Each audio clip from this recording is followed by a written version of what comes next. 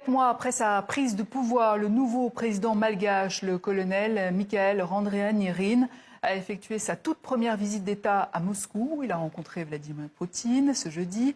Les deux présidents se sont engagés à renforcer la coopération bilatérale dans de nombreux domaines, militaires, miniers ou encore énergétiques, et à ouvrir une nouvelle ère dans les relations russo-malgaches. La correspondance de Gaël Borgia.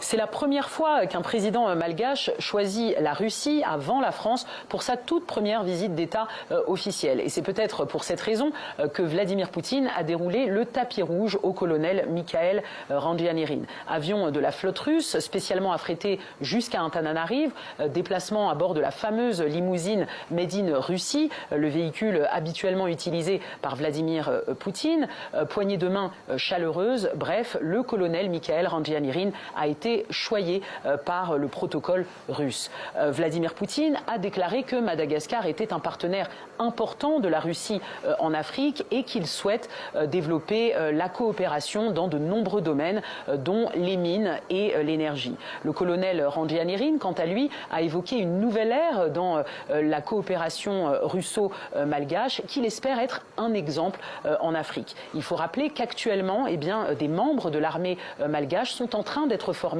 par des instructeurs de l'armée russe et que des armes ont été récemment livrées par la Russie à Madagascar. Mais cette coopération n'est pas nouvelle, elle date des années 70 lorsque le régime socialiste malgache s'était rapproché du bloc soviétique. Depuis, Madagascar a toujours affiché un positionnement non aligné dans sa politique étrangère et c'est dans cet état d'esprit que le colonel Randrianirina se rendra en France les 24 et 25 février prochains, où une rencontre avec Emmanuel Macron est envisagée.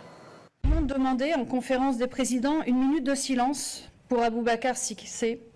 Donc en conférence des présidents, la réponse de la présidente de l'Assemblée nationale a été qu'il n'y a pas de minute de silence pour des cas individuels, je cite. A few moments later. C'est avec émotion que nous avons appris le décès du jeune Quentin de Ranc. Mes chers collègues, en hommage au jeune Quentin, je vous demande d'observer une minute de silence. Raciste de la part de ces antiracistes. Or, je pense que Karine Le Marchand, comme moi-même d'ailleurs, moi je ne souhaite pas, si vous voulez, que la France me ressemble physiquement. Je me bats même pour que la France reste la France et ressemble aux Français.